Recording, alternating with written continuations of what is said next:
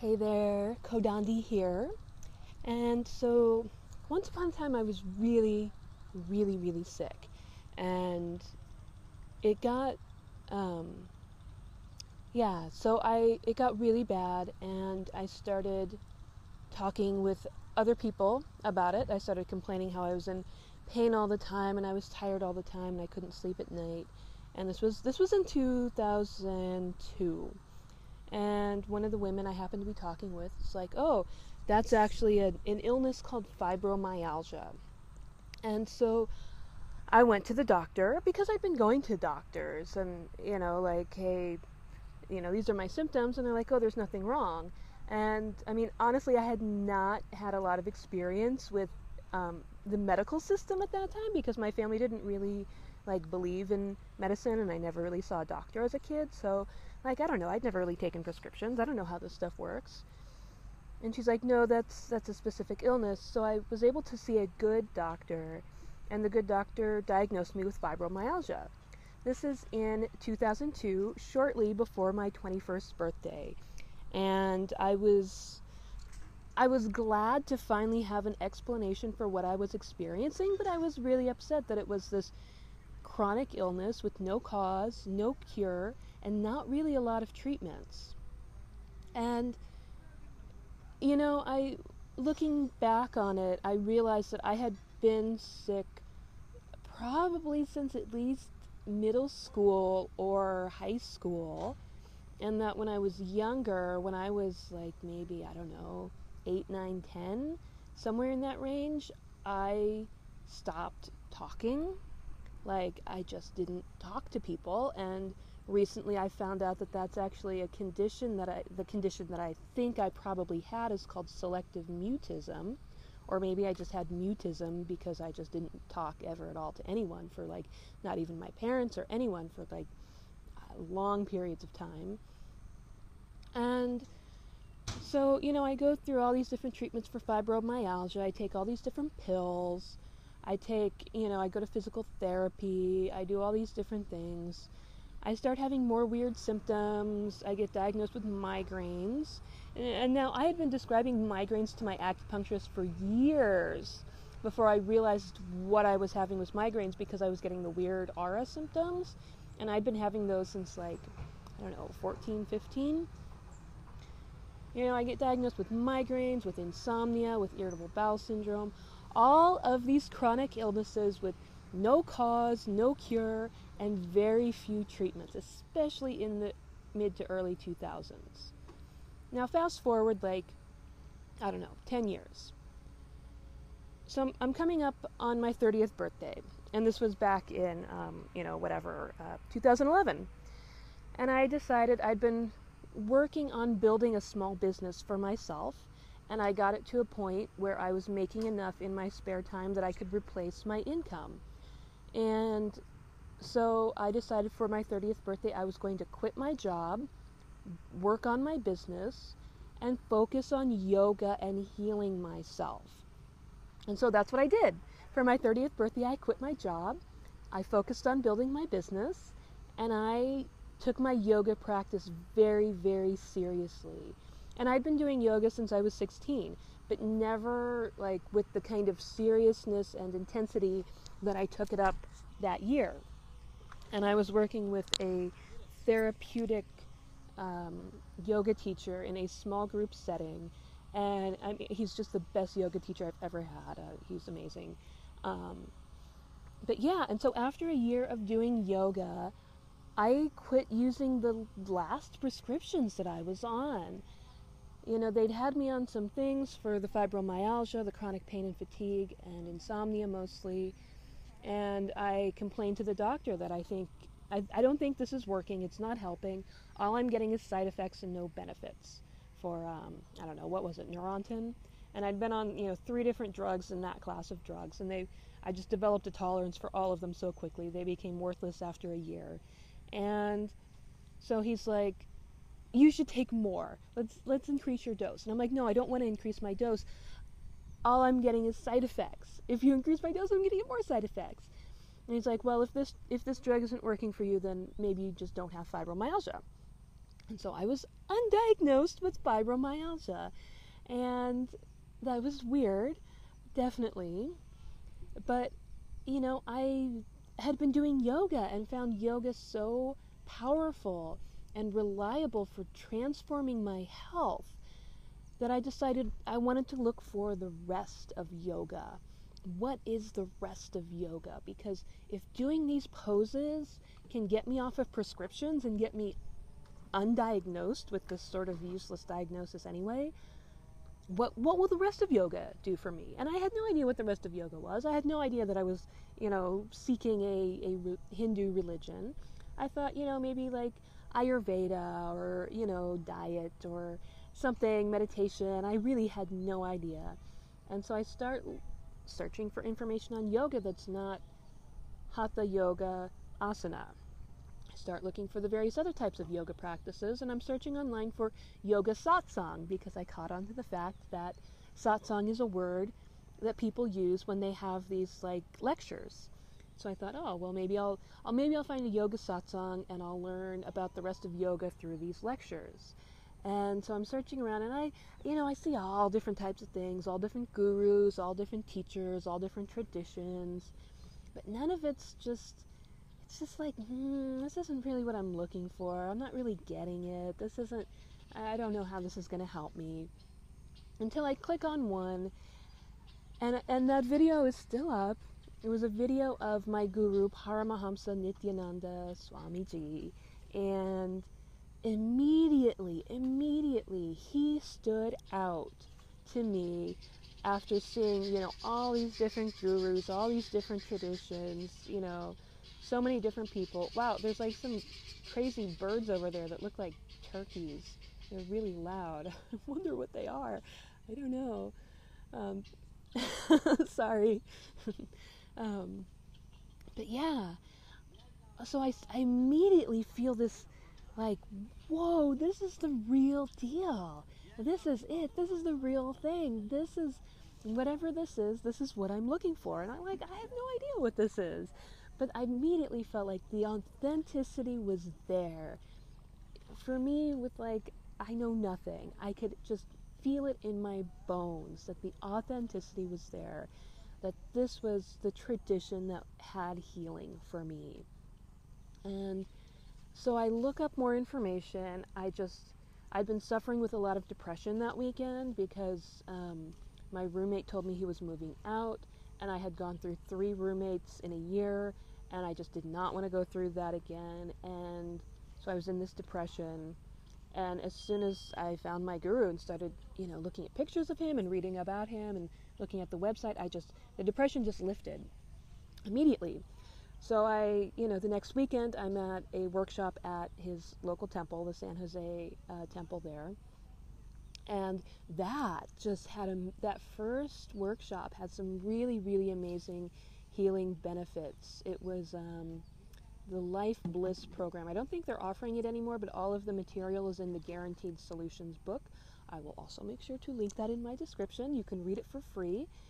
But yeah, so I just started following this tradition and doing more and more workshops and, going to the temple and everything and just having amazing healing, transformative workshops, and my health is getting better.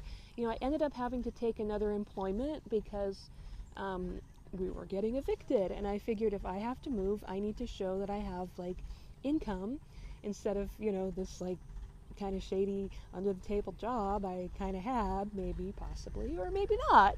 Maybe it was legit. But anyway, so I had to I wanted to be able to show that I had income, so I took some employment and found a great job. And I mean, I still hated the job. I kind of hate the concept of employment, but I just had all these really amazing healing benefits, and it transformed my life. I became so much more capable. A lot of my health problems just disappeared. My mental health problems just disappeared. Everything was amazing. And so fast forward a few years, all of this trauma happens to me. All, violence, death, sexual assault, all of these terrible things happen to me. And all of my problems come back. all of my health problems come back. And I knew Swamiji's system worked. I knew his system worked because it worked for me before, and I knew it would work for me again.